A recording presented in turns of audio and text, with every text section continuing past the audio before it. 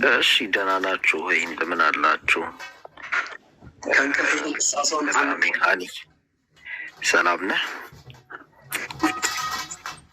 እንደው ወንድሜ ብቻውን ገብቶ ይሆን ዘንድ ብዙ ኦርቶዶክስ ወንድሞቼ ደግሞ ከበውት ሳይ ይህንን ኮንፊደንሱን ደስ የሚል ኮንፊደንሱን አድንቄ ግን ትንሽ አጋዥ ለመሆን ደግሞ ጥቂት ሀሳብ መሰብሰብ አንዳንድ ጊዜ ብዙ ሰው በአንዴ ሲያናግር እንትን ይሆንብሃል እና ጥቂት ማገዝ አለብኝ ብዬ ነው የገባሁት እና በጣም ደስ ብሎኛል። ጥሩ ቶፒክም ነው ያ እና ደግሞ ያው ይሄ ቶፒክ እንደው የምናገርበት ሳይሆን ከአንተ ብዙ የምማርበትም ቶፒክ ነው። ይሄ ቀኖና ጉዳይ ብዙ ቁም ነገሮች አሉ። ልጁ ግን አሁን የጠየቀው ጥያቄ ቆንጆ ጥያቄ ነው። ብዙ ጊዜ እኛ ፕሮቴስታንቶች የምንለው የብሉይ ኪዳንን መጽሐፍት በተመለከተ መቀነን አንችልም፣ ቀኖና መስራት አንችልም። ምክንያቱም ሲጀመር ለኛ አልተጻፈም፣ ለቤተ ክርስቲያን አይደለም እና ለአይሁድ ነው። ስለዚህ የአይሁድን ቀኖና እንዳለ ነው የምንወስደው። እነሱ የቀነኑትን በእርግጥ በተለያየ ጊዜ ቀኖናው የተለያየ ነው። በተለያዩ የአይሁድ ቤተ እምነቶች በብዛት ተቀባይነት ያላቸውን አይሁዶች እንደ እስትንፋሰ መለኮት አድርገው የሚቀበሏቸው መጽሐፍቶች ነው የእነሱን ቀጥታ የወሰድ ነው። እንደው ከተባለ ከዚህ አሁን ብሉይ ኪዳን ካለበት ቁጥር ሊያንስ እንጂ ሊጨምር አይችልም የአይሁድ ቀኖና ከተከተልክ።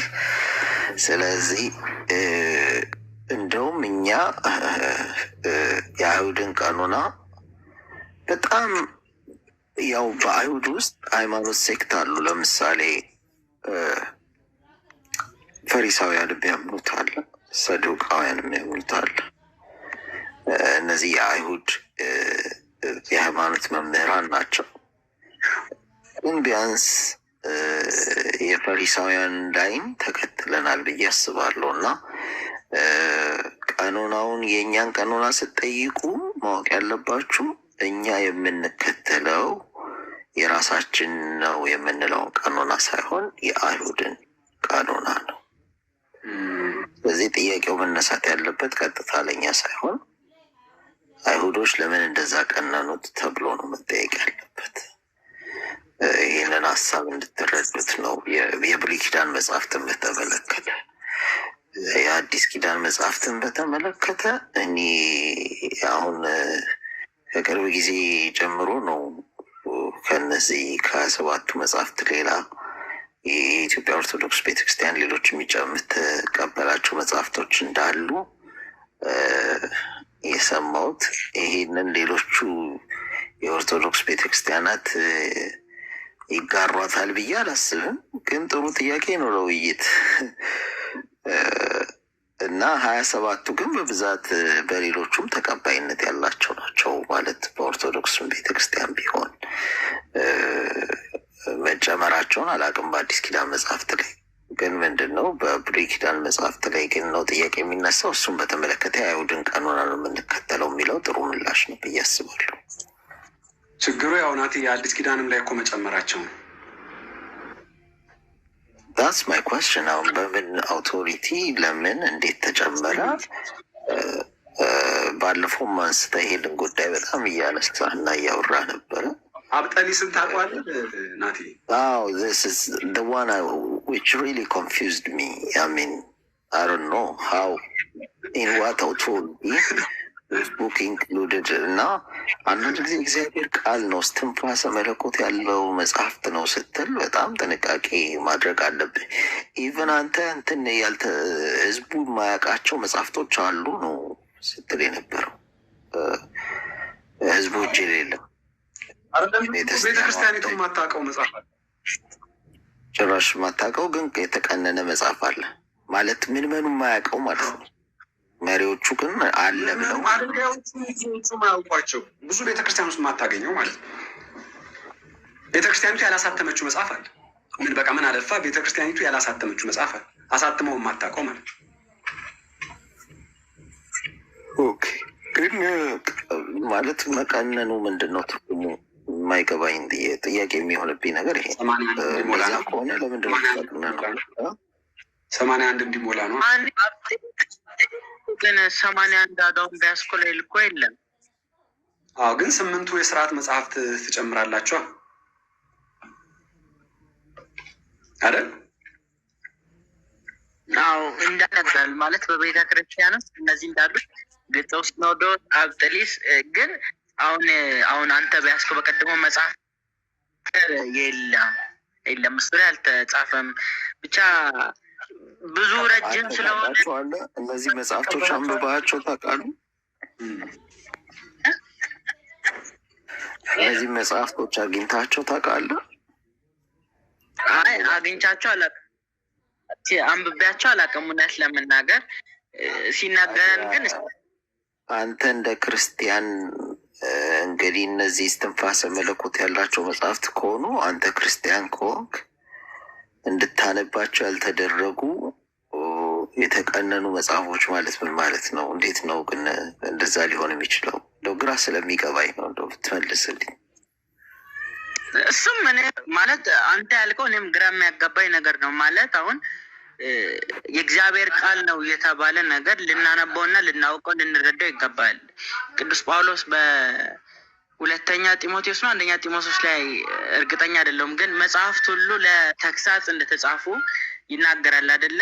ስለዚህ እኛን ለማስተማር የተጻፉ የእግዚአብሔር ቃል የሆነ እስትንፋስ ያላቸው ማለት በመንፈስ ቅዱስ መሪነት የተጻፉ መጽሐፍት እኛ ክርስቲያኖች ልንጠቀምባቸው ይገባል።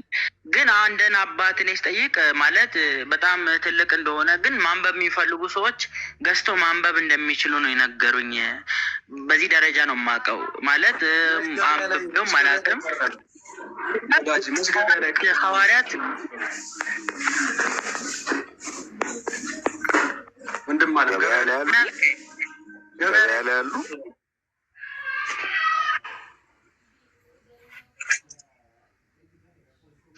አይሰማም የምትሉት ገበያ ላይ ያሉ እነዚህ መጽሐፍት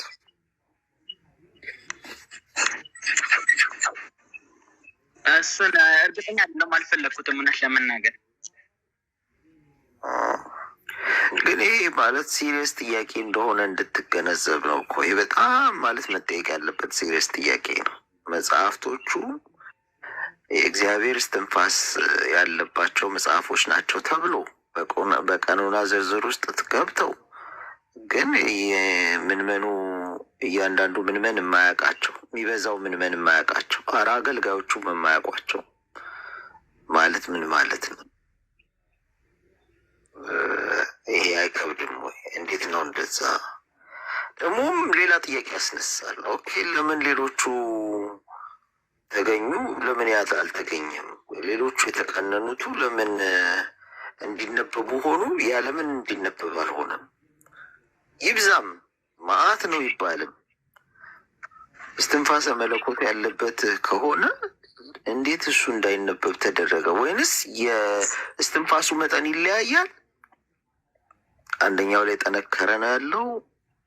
እኩል ከሆነ እኩል ጠቃሚ ነው ማለት ነው። እስትንፋሱ እኩል ካረፈበት እኩል ጠቃሚ ነው ማለት ነው። እና አንዳንዱ ሰው የማያገኛቸው ሁሉም ምን ለሌማኑ አይሆንም ነው ለሌማኑ ስለማይሆን ነው መልሳቸው። ባይዘው ናትዬ አወዳዛት ሚ ለእንትን ነው የስርዓት መጽሐፍት ስለሆኑ ቤተ ክርስቲያኒቷ እንዴት መተዳደሪያ ነው። እነዛ መተዳደሪያዎች ደግሞ ቢሾፖቹ ልክ ቢሾፖች ወይም ደግሞ በእኛ ደግሞ ስንል ቀሳውስቱ ከላይ ያሉት ብቻ ቤተ ክርስቲያኒቱና ህዝቡን እንዲመሩባቸው የተሰጡ ማኑዋሎች ናቸው ነው የሚሉት። እንትን ብለው አሁን እንደ ዲዲስቅልያ ይመስለኛል ገበያ ላይ አለ። ዲዲስቅልያ አንዳንዶቹ ገበያ ላይ አሉ። ሁሉም ባይሆንም ማለት ነው።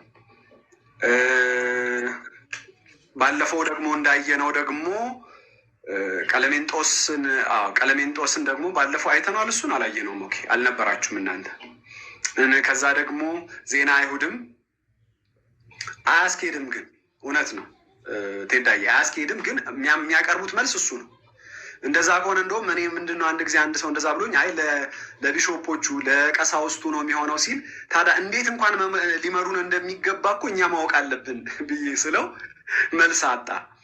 በአካል ነበር ማለት አሁን ለምሳሌ የዚህ ሀገር መንግስት እንዴት እንደሚመራን ህገ መንግስት አለው ኮንስቲትዩሽን።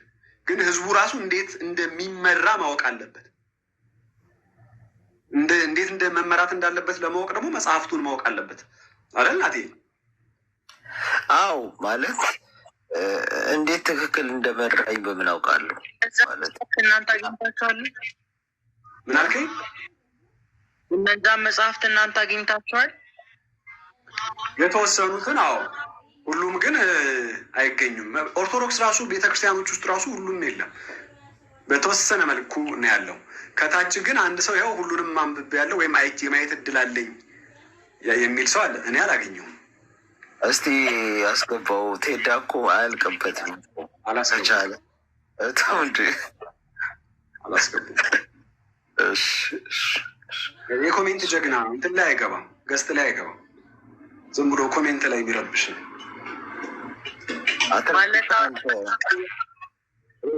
ልጠይቅ የምፈልገው እናንተ ካያችሁት እኛም ሆነ እናንተ የምናምነውን የክርስትናን ትምህርት ይንደዋል እዛ መጽሐፍት ላይ ያለው ነገር የመናድ ያለመናድ አይደለም መሆን አለበት ማለት ነው። ለምሳሌ የመናድ ያለመናድም ጉዳይ አይደለም። ግን አንተ በሪዝኒንግ እስትንፋሰ መለኮት ያለበት መጽሐፍት ከሆነ የተጻፈው ለማን ነው ነው ጥያቄው። አሁን እኮ ለካህናት የተጻፈ ብቻ አለ ማለት ነው። ከእግዚአብሔር ቃል መካከል ለካህናት ወይ ለቀሳውስት ወይንም ደግሞ ለመሪዎች ብቻ የተጻፈ አለ፣ ለሌላው ማለት ለቤተ ክርስቲያን ለማስተዳደር ቢጻፍም እንኳን ነገር ግን እኛም ያው ማወቅ አለብን፣ ማንበብ አለብን። አላገኘሁትም። ሹድ ቢ ደግሞ በትክክል መሆን አለበት። የእግዚአብሔር መልእክት ከሆነ ማለት ነው። አሁን መልእክቱ የማን ነው? የእግዚአብሔር ከሆነ ለካህናት ብቻ ብሎ የሚልከው መልእክት ያለው አይመስለኝም። መልእክቱ የእግዚአብሔር መልእክት ከሆነ እና ይሄ ግን ሲሪየስ ጥያቄ ነው፣ መጠየቅ ያለበት ነው። በነገራችን ላይ እንደው እንትን ብቻ ነው እንዴ ሀኒ ጀስት የቤተ ክርስቲያን መሪዎች ብቻ ነው መጽሐፍ ቅዱስ ውስጥ ያልተጠቃለሉት በሙሉ የመሪዎቹ ብቻ ናቸው? ለመሪዎቹ የተጻፉ ብቻ ናቸው ወይንስ ሆኖም ደግሞ ያልሆነም እዚህ ቀኖና ውስጥ ያልተጠቃለለ አለ ገበያ ላይ የሚሸጥ አይደል? አዎ ከገበያ ላይ አቬለብል ያለ አለ። ቴዳ እንደውም አለው አንድ ሁለቱን አሳይቶኛል ከዚህ በፊት። እሺ ቴዳ ኤክስፐርቱ ይቀጥል። እንዴት ዋላችሁ? ያስቸግራል ግን እስኪ እንስማው። ትንሽ እንትን ይላል። እንዴት ዋላችሁ? ሰላም ወይም ለእነ ናቲ ደግሞ እንዴት አደራችሁ? አይደል አሁን ነው ከእንቅልፍ አይኔን ስጠርግ እኮ ወንድም አለም እዚህ ብቻውን ገብቶ ሳገኝ ተቀላቀልኩ። ታውቃለህ ቁርስ እንኳን ሳልበላ በል። ኧረ ምንም በአይኔም ባፌም አላለፍም።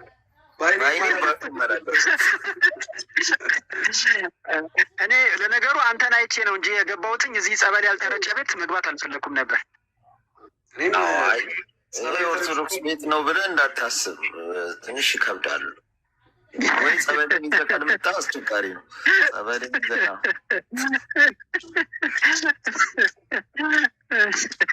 ለማንኛውም ወንድማችን ወደ ጠየቀው ጥያቄ ሲሄድ አሁን በዚህ ሰዓት ምናልባት አማርኛ ከሆነ የምታነበው በአማርኛ ቋንቋ መጽሐፈ ዲድስቅልያ አለ፣ መጽሐፈ ቀለሜንጦስ አለ፣ ሲኖዶስ አለ።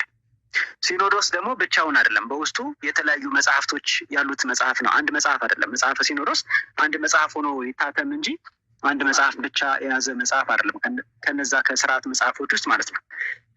ከብሉይ ኪዳን ደግሞ ከሚጎሉት ውስጥ ቅድም ሀኑ እንደነገረ ዜና አይሁድ ወይም ደግሞ መጽሐፈ ዮሴፍ ወልደ ኮሪዮን እሱም እንደዚሁ ለንባብ በቅቷል። ነገር ግን 80 አህድ ውስጥ አብሮ ታትሞ ተካቶ አያውቅም እና አሉ እነዚህ መጽሐፎች ገበያ ላይ አሉ። ሌላ አንተ አሁን ያነሳኸው አመረ ቤት መተህ ለምን አትጠይቅም እያለህ ነው እኔ ጸሎት። ሌላ አሁን አንተ ያነሳኸው እነዚህ ካህናቶች ብቻ የሚያነቡት ነው የሚለው ሀሳብ እሺ መጽሐፈ ዲድስቅልያን ያስኬድህ። ምክንያቱም መጽሐፈ ዲድስቅልያ ውስጥ የተለያዩ ስርዓቶች አሉ። ለምሳሌ ጥምቀት ማን የሚያጠምቀው፣ እንዴት ነው የሚያጠምቀው፣ ምን አይነት ሰው ነው የሚጠመቀው፣ ለማጥመቅ ምን መደረግ አለበት፣ ቁርባን እንዴት ነው፣ ክህነት፣ የመሳሰሉት ነገሮች መጽሐፈ ዲድስቅልያ ውስጥ አሉ። ቀለሜንጦስ ውስጥ ግን እንደዚህ አይነት ነገሮች የሉት። ሲኖዶስ ሁሉም እንደዛ አይደለም። የተወሰኑ እንደዚህ አይነት ነገሮች አሉት፣ ግን ሁሉም እንደዛ አይደለም። ስለዚህ 100% ለካህናት የሚሆን መጽሐፍ ነው ብሎ የመሸሸጉ ነገር አያስኬድም። ምክንያቱም 100% እሱን የሚያሳይ ስላይደለ። ሁለተኛ ነገር ደግሞ መጽሐፎቹ ሁለተኛ የሚቀርበው የመከራከሪያ ሀሳብ መጽሐፎቹ ትልልቅ ስለሆኑ ለአያያዝ አይመቹም፣ አብረው መሆን አይችሉም። አሁን አብረው ቢሆኑ ይዞ ለመንቀሳቀስ አይመችም የሚል ምክንያት ነው የሚቀርበው። አንዬ ቦታ ቀይረኝ፣ ቪዲዮ ላድርግ። እኔም ጋር ያው የተወሰኑት አሉ ባይዘዌ ምናልባት በኋላ አሳያቸዋለሁ። አንድ መጽሐፍ ለማሳየት ነው። አይ አሁን እሱ ሲኖዶስ ነው። አብጠሊስ የሚባሉትን ከፍ አድርጌያለሁ። እየበራው ነው፣ ወደዚህ እንዳይዞር ለመጠንቀቅ ነው። አሁን ይሄ ምን ይላል እንደምትመለከቱት አንዱ የአዲስ ኪዳን ይላል አይደል? በግዕዝና በአማርኛ አዲስ ኪዳን በግዕዝና በአማርኛ ነው። ምን የሚያክል ትልቅ መጽሐፍ እንደሆነ ግን ተመልከቱ። አዲስ ኪዳን ብቻ ነው። 66ቱን ይበልጠዋል። በአንድ እጅህ ይዘኸው የምትንቀሳቀሰው አይደለም። ስንት ገጽ እንደሆነ ተመልከቱ። በለው አዲስ ኪዳን ብቻ ነው። አዲስ ኪዳን ብቻ ነው። ሌላ አዲስ ኪዳን አምጥቼ ላሳያችሁ። ይሄ ኦርቶዶክስ ቤተክርስቲያን በራሷ ማተሚያ ቤት ያሳተመችው ነው። ችግር አለው እያልኩኝ አይደለም፣ ናሙና ለማሳየት ነው። ሌላ አዲስ ኪዳን አሁንም ኦርቶዶክስ ቤተክርስቲያን ያሳተመችውን አዲስ ኪዳን ብቻ አምጥቼ ላሳያችሁ።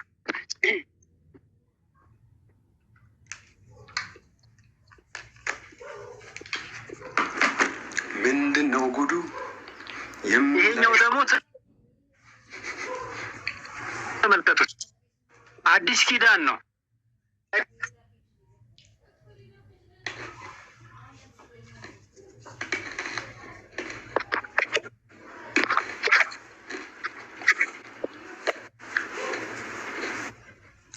ሄዳይ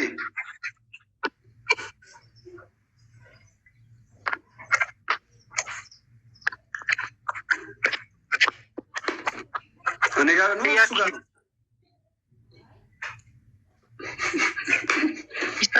አይሰማም? አንሄድ። አሁን ቆንጆ ነው። አሁን መጣል ይሰማል? አሁን መጣል። እሺ፣ ይሄም አዲስ ኪዳን ነው። እንደምታዩት ይሄም አዲስ ኪዳን ነው። ተመልከቱት፣ ግን ቅጥነቱን ተመልከቱት። የገጽ ብዛቱንም ላሳያችሁ።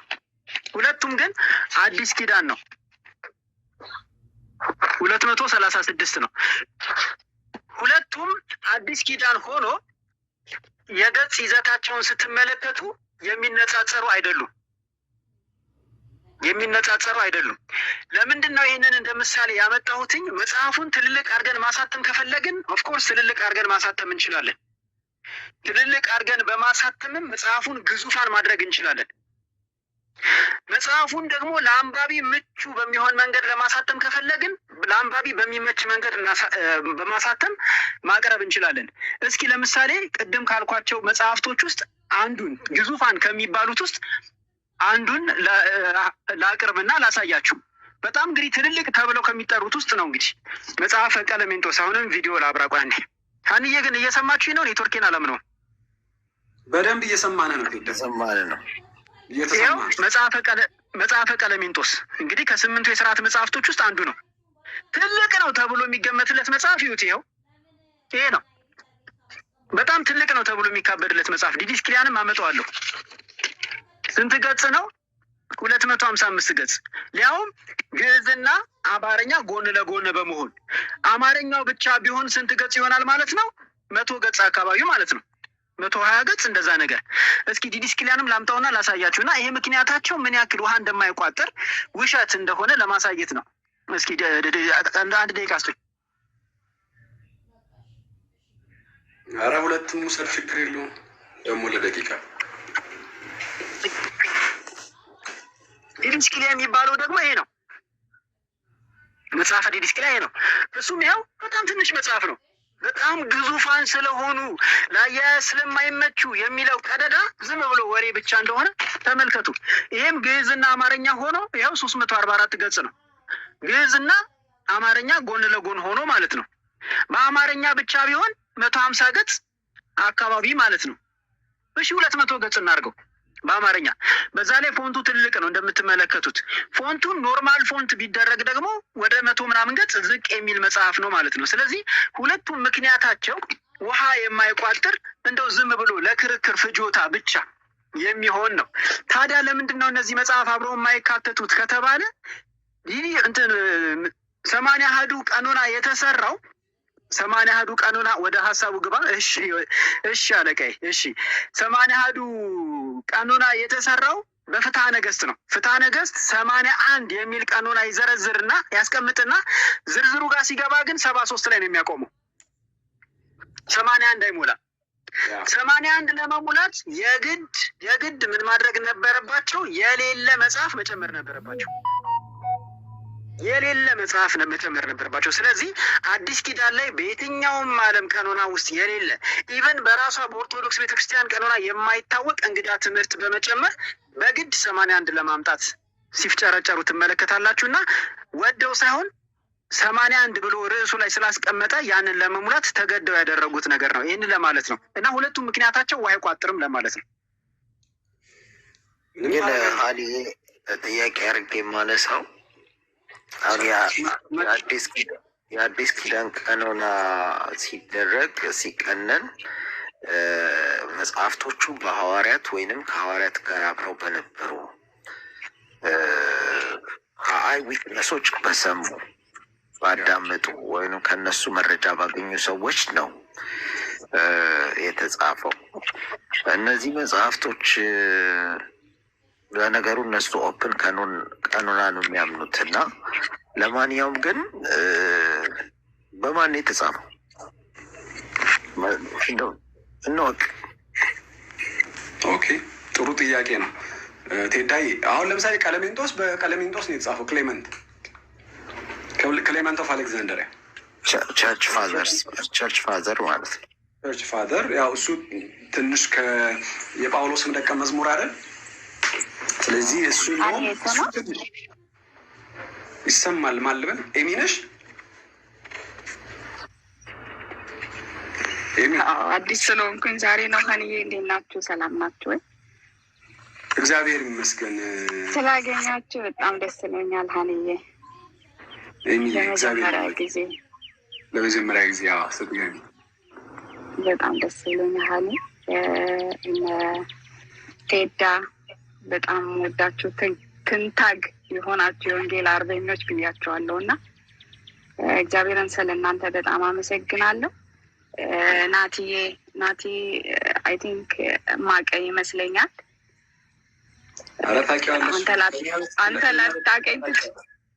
አንተ ላታቀኝ ትችላለህ፣ ግን እኔ አውቃለሁ። አይ ቲንክ እንደዚህ በፊዚካሊ ማለት ነው።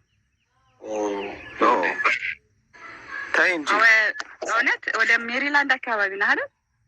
አዎ ሜሪላንድ ነው የምኖረው። የምታገለግለው ወደ ሲልቨር ስፕሪንግ አካባቢ ነው ወይንስ? ትክክል። አውቃለሁ። ያ ናቲሻን አውቀዋለሁ እንዲሁ ሳይ በቃ እንዴ እሱንማ አውቃለሁ ብዬ በጣም ደስ ብሎኛል ስላየው እዚህ ቲክቶክ ላይ እና ኤርሚን ተከትዬ ነበር የገባሁት። ግን ብዙ በጣም የተወደዳችሁ ወንድሞችን ስላገኘው በጣም ደስ ብሎኛል።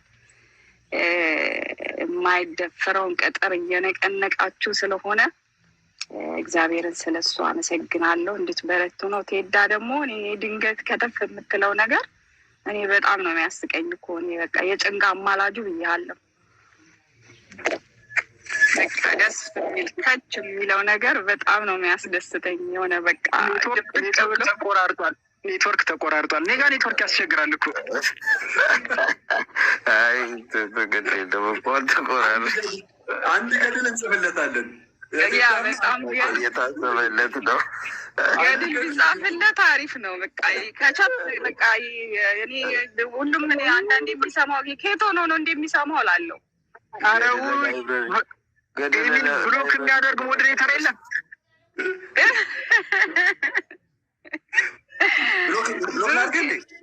ብሩኬ ደግሞ በጣም በቃ ገደላ ገደል ስንሄድ ያገኘሁት ሁሉ ይመስለኛል። እሱም ሳይፈነካከት አይቀርም። ታሪክ አለን እና የተክለ ሃይማኖት የገደላ ገደል ታሪክ አለን።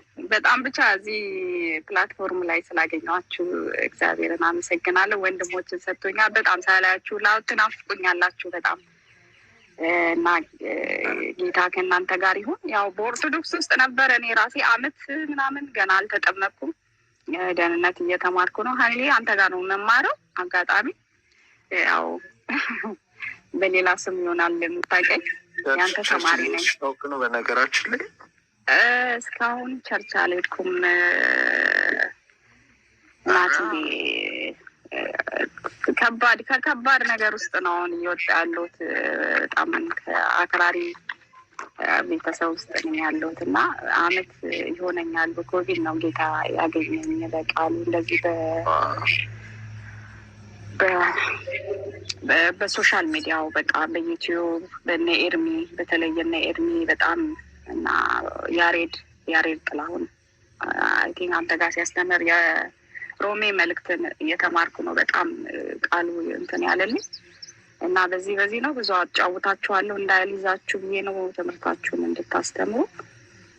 ገና አልተጠመኩም። ያገኘኝ ቢያንስ እስቲ ቁጭ ብለን እናውራ። ቸርች እየሄድሽ ካልሆነ እና እንደው እድሎች ካሉ ወተሽ መገናኘት የምንችልበት ብናወራ ደስ ይለኛል። በዚሁ አጋጣሚ ያ ጓደኛዬ ያው ጌታን ተቀብያለሁ። አክቹሊ ግን ያው ደህንነት እየተማርኩ ነው። ሀኒዬ ጋር ጥምቀት ነው የሚቀረኝ። ጌታ ቢፈቅድ ብጠመቅ ደስ ይለኛል። ደግሞ እንደሚሆን አምናለሁ። ያለው ነገር ነው ያዘኝ። ገባ ሶሻል ሚዲያ የማየው ነገር አዘግይቶኛል ብዬ አስባለሁ። እና ደግሞ ቤተሰቦቼን ቀስ እያልኩኝ እንትን እያልኩ ነው ተቀባይነት እንዲያገኝ አንዳንድ ነገር ጥረት እያደረኩ ነው እና በዛ ነው እስካሁን ድረስ ቸርች ያልሄድኩት። በጣም ጥሩ።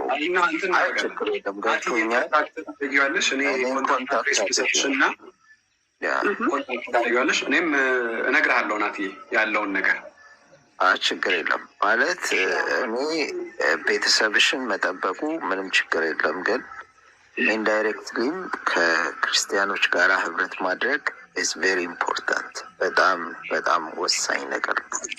ያ በጣም ፈልጋለሁ ናቲ በጣም ግን የትኛው ቤተክርስቲያን ነው ንጹህ? እኔ የገባ ብዙ ፋይት አድርጌ ያለፍኩት ነገር አለ ከፋሚሊ ምናምን እና እንደገና ደግሞ ንጹህ ወንጌል ያለበት በቃ ክርስቶስ ብቻ የሚሰበክበት ቦታ ነው የምፈልገው። ያንን ነው እስካሁን እያጣራ ያለሁት እና ቢያንስ እኔን ታውቂኛለሽ። ሜንሊ እኔ አገለግላለሁ ከኔ ጋር በጣም የእግዚአብሔርን ቃል በደንብ ሲማሩ የኖሩ እና ስነ መለኮትም ያጠኑ ቢያንስ ለእግዚአብሔር ቃል ታማኝ መሆን የሚችሉ 2 ተጨማሪ ሰዎች ከኔ ጋር አሉ። እኔ ባለሁበት ቸርች ውስጥ 3 ሆነን ነው የምናገለግለው። 3ታችንም ባክግራውንዳችን ያው ቴዎሎጂ ያጠናን ሰዎች ነን። መጽሐፍ ቅዱስን በጊዜ ወስደን ያጠናን ሰዎች ነን ማለት ነው እና ቢያንስ መጽሐፉ የሚለውን ለማለት ታማኝ ለመሆን ጥረት የምናደርግ ሰዎች ነን እና በዛ ትጠቀሚያለሽ ብዬ አስባለሁ። አንድ ሲቲ ላይ መሆናችሁን አለማወቅ እንጂ ኮንታክት ታደርጊ ይሆናል። ስሚ ናቲ ማለት ያው ቪዲዮ ልክላ አካላንቺ ስለምታውቂ ታይሆን የምትፈልጊም ከሆነ አንቺ ራሱ መጀመሪያ እንድትሰሚ አንዳንድ የቸርቻችንን እንቅስቃሴዎች፣ ትምህርቶች፣ ሳምንታዊ የሆኑ የመጽሐፍ ቅዱስ ክፍል ትምህርቶችን እልክልሻለሁ እንድታዩ። ከዛ እኔ ጆይን እንድታደርጊ ኢንከሬጅ አደርግሻለሁ። ምክንያቱም ምንም የቅዱሳንን ህብረት አይተካም።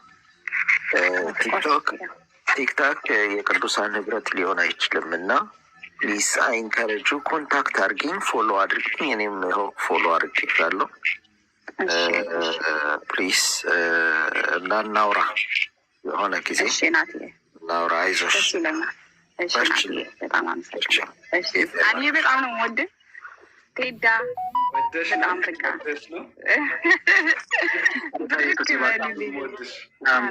ብሩኬ በጣም ከአመቱ እንዴት በቃ በጣም እየተገረምኩ የምሰማው ብሩክ በጣም አጠገብህ አለ አይደለ? ከታች ዝቅ ብሎ ያ በጣም በቃ በአመት ውስጥ እንደዚህ መሆኑ በሁለት ቀን ነው የሰማሁት እና በጣም እየተገረምኩ ነው። ወይ ጌታ ላለው እና በጣም ደስ ብሎኛል። ብቻ እናወራለን። በቃ ቀጥሉ። ቴዳዬ ተባረክ። በጣም ነው የምወዳችሁ። ብርክ በሉልኝ። ቴሌግራም ላይ የናቲን ስልክ ልክልሻለሁ። ቴሌግራም እኮ ለአንተ መጻፍ አልችልም ሀንዬ፣ ዝግ ነው። አይ ዶንት ኖ ዋይ። የምር ግሩፕ ላይ ግቢና፣ ግሩፕ ላይ ያለሽ አይደል? አዎ ግሩፕ ላይ ገብተሽ የኔ ስም ውስጥ ግቢና ኢንቦክስ አድርጊልኝ። እንደዛ ትችላለሽ። እሺ ሀንዬ፣ እሺ ይላል። በጣም ደስ ይለኛል። ሰላም ሁኑልኝ። ቴንክ ዩ። እና መጽሐፍ ደግሞ በቃ ስለ መጽሐፍ ስለ ያስተማርከን ነገር በቃ በጣም ብዙ ነገር ብቻ በርቶልናል። ጌታ ይርዳችሁ።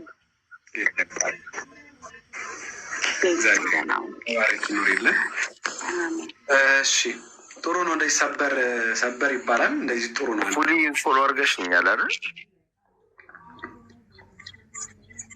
ፎሎ ናቲን ፎሎ አድርጊው። እሺ እህት አለምታችም ካለሽ ማለት ነው።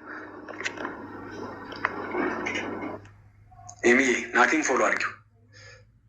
እሺ ሀኒ፣ እሺ እንዴት ነሽ? ፎሎ አድርጊው። አኑ 2 ደቂቃ ልውሰድባችሁ። ለወጣ ስለሆነ 2 ደቂቃ ብቻ ልውሰድባችሁ። አኑ እንትን አይበዛም? ትንሽ ድምፅ ይሰማል? አኑ ይሰማል። 2 ደቂቃ አይበዛም? ይሰማል ብሩክ? እሺ 2 ደቂቃ ብቻ ልውሰድባችሁ። ለወጣ ስለሆነ ሳልናገር አይበዛም ወይ ብዬ ነው። እኔማ ቀጥል ብሩክ። እሺ አኑ ስላገኘኋችሁ ደስ ብሎኛል። አኑ ያው እኔም ዛሬ ነው ቤት የገባሁት። ደስ ብሎኛል ስላገኘው። በጣም ነው የምወደው።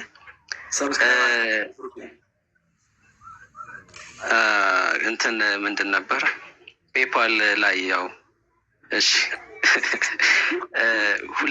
አንድ ነገር ለማለት ነበር የገባሁት። ቴዲ ስላገኘሁህ ደስ ብሎኛል። እኔም ጋር ስለመጣህ ስላየሁህ ደስ ብሎኛል። ጠዋት ላይ ምስክርነትህን ዛሬ ጠዋት ነው ትናንት ማታ? ዛሬ ጠዋት ነው። ዛሬ ጠዋት ቤት ስሰማ ነበረ ምስክርነትህን። በጣም ደስ ብሎኛል። ተባረክ ወንድሜ። 2 ደቂቃን ከአሁን ጀምሮ ይዤልሃለሁ፣ አላባክም። መልካም። አንድ ነገር ለማለት ገባሁኝ። ቴዲ አሁን መጥቶ ሲያወራ ግን ሌላ አንድ ተጨማሪ ሀሳብ መጣልኝ። ከአቡ ጋር የነበራችሁ እንዲህ ቤት ተከታትዬ ነበር በመጽሐፍ ቅዱስ ቀኖና ላይ ለምን እነዚህ የተጨመሩት መጽሐፍቶች ሳይታተሙ ቀሩ የሚል ጥያቄ ጠይቀኸው ነበረ። የመለሰልህ መልስ መጽሐፍቶቹ ግዙፍ ስለሆኑ በአንድ ህትመት ለማድረግ አስቸጋሪ ስለሚሆኑ ማሳተም አልቻልንም ብሎ ነበር የመለሰልህ።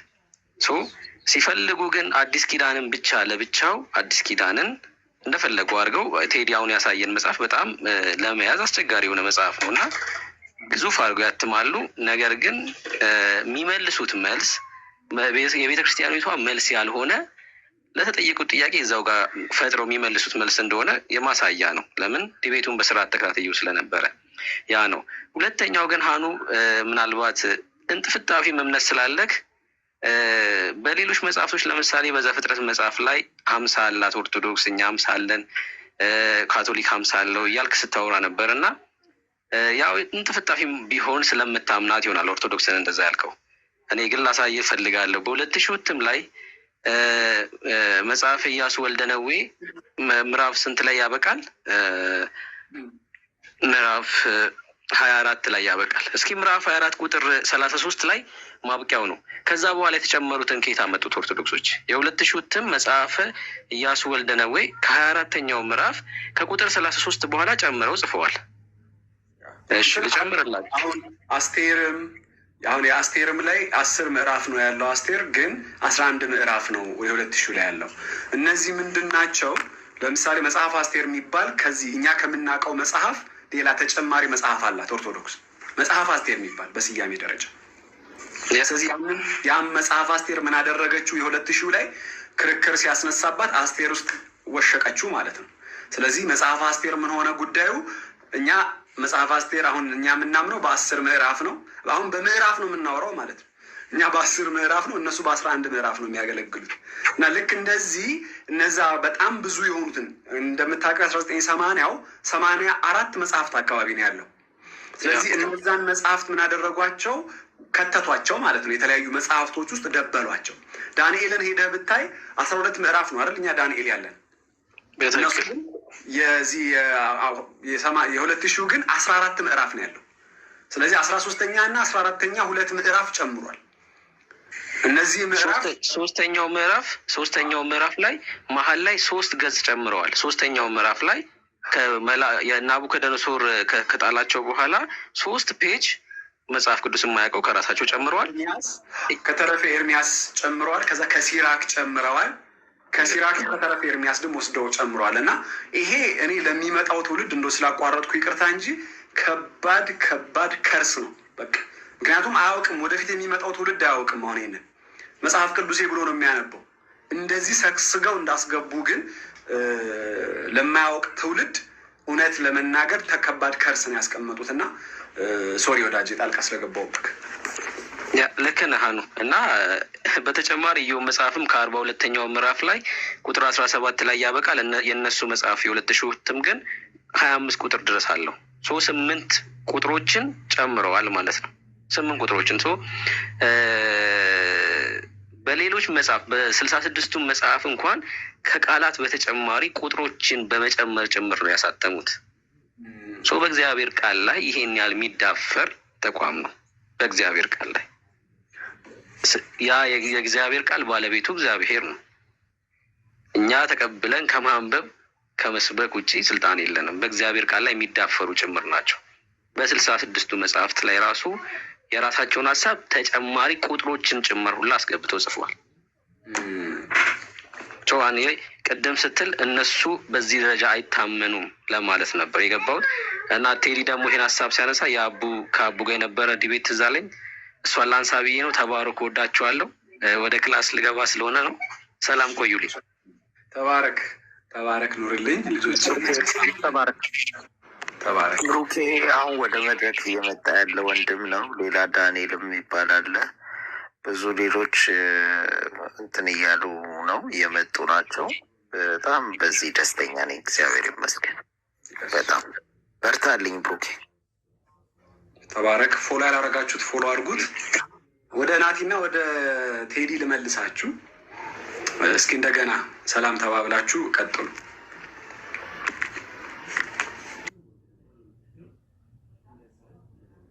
ናቲ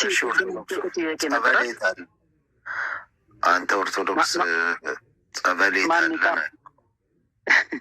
ማን የጻፋቸው የሚል አንድ ጥያቄ ጠይቀህ ነበር። እነዚህም ተጨማሪዎቹን መጽሐፎች የአዲስ ኪዳኖችን ማለት ነው።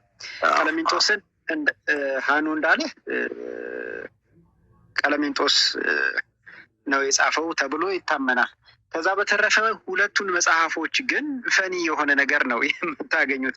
መጽሐፈ ዲድስቅልያንና መጽሐፈ ሲኖዶስን በተመለከተ ትንሽ ፈገግ የሚያሳይ ነገር ታገኛላችሁ። መጀመሪያ አንድ ነገር ልናገር። እንደ ኦርቶዶክስ ቤተክርስቲያን እምነት እናስተምህሮ መሰረት ይሄ የተጻፈ ነገር ነው፣ ዶክመንት የሆነ ነገር ነው ማወራው። 81ዱን ቅዱሳት መጽሐፍት ነው የምንቀበለው ብለው ሲያምኑ ከየት አመጣችሁት ብላችሁ ስትጠይቋቸው ከሐዋርያት ነው የተቀበልነው ነው የሚሏችሁ። ልብ አድርጉ። 81ዱንም ነው ከሐዋርያት ነው የተቀበልነው ብለው የሚሉት። እንደውም ወደ ዝርዝር ስገባ ሐዋርያት 81ዱን ቅዱሳት መጽሐፍት ቆጥረው ለቀለሜንጦስ ሰጡት ተብሎ ነው የሚታመነው። እንደዚህ አይነት እምነትና ትምህርት ነው ያለው። አሁን ወደ ነጥቡ ልምጣ። እንግዲህ 81 ቅዱሳት መጽሐፍት ሐዋርያት ቆጥረው ለቀለሜንጦስ ሲሰጡት መጽሐፈ ቀለሜንጦስ ተጽፎ ነበረ ማለት ነው። የሐዋርያትን እድሜና ጣራ ልኬት ስትመለከቱ ግን በዛ ሰዓት ቀለሜንጦስ መጽሐፉን ጽፎታል ተብሎ በሚታመንበት ሰዓት ብዙዎቹ ሐዋርያት የሉ፣ ኦልሞስት የሉ። አንድ በሉ። ሁለተኛ መጽሐፈ ዲድስቅልያን ምናክኛ ነ ቀለሜንጦስ 96 ዓመተ ምህረት ነው ተጽፏል ተብሎ የሚታመን እሱን ነው የምለው። በዛን ሰዓት ኦልሞስት የሉም አለ ተብሎ የሚታመነው ዮሐንስ ነው በዛ ሰዓት ላይ። ሌላው መጽሐፈ ዲድስቅልያ ነው። መጽሐፈ ዲድስቅልያን ውስጡን ስትመለከቱት 12 ሐዋርያት እና 72 አርድእት በአጠቃላይ ከ80 በላይ የሆኑ ሰዎች ነው የጻፉት። ሐዋርያው ቅዱስ ጳውሎስም እንደጻፈው ይናገራል። መጽሐፉን ስትመረምሩት የሐዋርያው የቅዱስ ጳውሎስን ስም ያነሳል። ከጸሐፊዎች ውስጥ የማቴዎስን ስም ያነሳል፣ የሉቃስን ስም ያነሳል፣ የጴጥሮስን ስም ያነሳል፣ የዮሐንስን ስም ያነሳል። እንደዚህ እያልኩ ከዘረዘርኩ አደክማቸዋለሁ። አጠቃላይ ግን 12ቱን በስም አስቀምጧል። በ13ኛ ደረጃ ሐዋርያው ጳውሎስንም አስቀምጧል፣ ስማቸውን እየጠቀሰ ማለት ነው። ስም ሳይጠቅስ ደግሞ 72 አርድእት በሚል እነዚህ ከጌታ ጋር አብረው የነበሩት ለምሳሌ ከ72 አርድእት ውስጥ ማነው ስሙ ማርቆስ አለ፣ ማነው ስሙ እስጢፋኖስ አለ። እነዚህ ሁሉ ያሉበት 72 አርድእት የሚባል ደግሞ ሌላ ካታጎሪ አለ። 36ቱ ቅዱሳት አንስት የሚባል ደግሞ አለ። ደግነቱ 36ቱ ቅዱሳን አንስትን አልጨመረም። ምናልባት እንግዲህ ሳነብ አምልጦኝ ካልሆነ ያ ማለት እስከ 80 በላይ የሆኑ ሰዎች ናቸው የጻፉት ወይም በጽሁፉ ላይ የተረባረቡት። ይሄኛውንም ስትመለከቱ ምን የሚል ነገር ይጠቅሳል መሰላችሁ? በወንጌል እንደተጻፈው ብሎ ማቴዎስ፣ ማርቆስ፣ ሉቃስ፣ ዮሐንስን ይጠቅሳል። ዲድስቅልያ የጳውሎስ መልእክት ላይ እንደተጻፈው ብሎ ከተለያዩ የጳውሎስ መልእክታት ላይ ይጠቅሳል።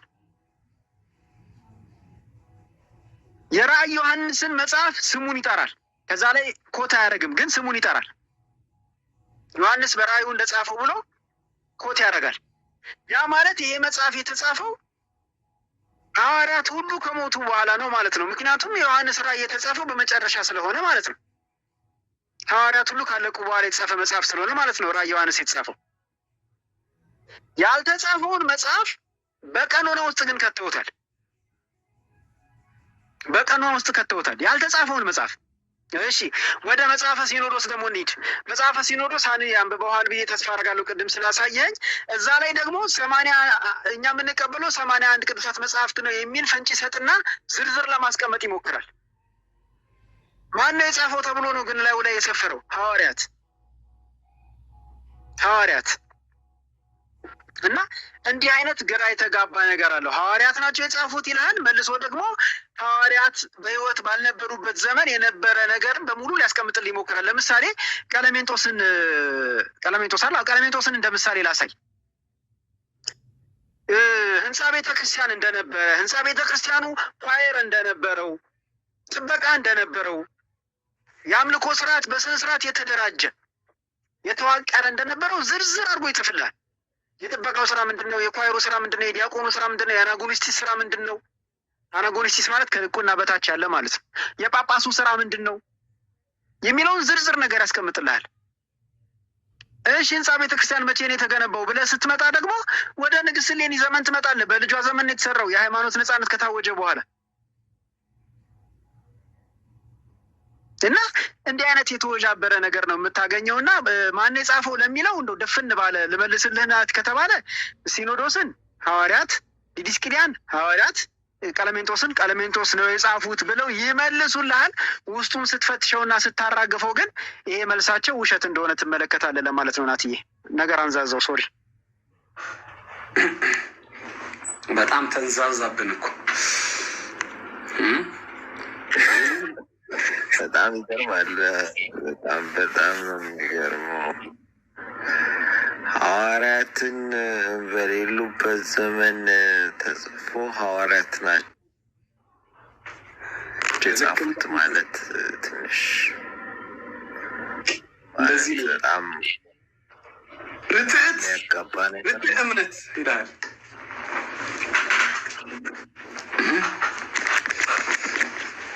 እናንተ ሰዎች ሲሪየስ ሆኑ። እውነት ነው እንትን እያልክ ነው እንዳንተ ኦርቶዶክስ እምነት ተከታዮች እንዳንተ ኔትወርክ እየተቆራረጡ አስቸገሩን እኮ። አይ ማለት ሂስቶ ሲሪየስ ነገር ነው እና እንዴት ነው ግን እንደዚህ ማንም የሚገባበት ቤት አደረጉት እኮ መጽሐፉን ዝም ብሎ የፈለገውን ይዞ የሚገባበት ቤት አደረጉት እና በጣም የሚገርም ነገር ነው። በጣም ከራዕይ ዮሐንስ ኮት ካደረገ እኮ እውነት እኮ ነው። ከዮሐንስ በኋላ ነው የተጻፈው ማለት ነው ይህ መጽሐፍ።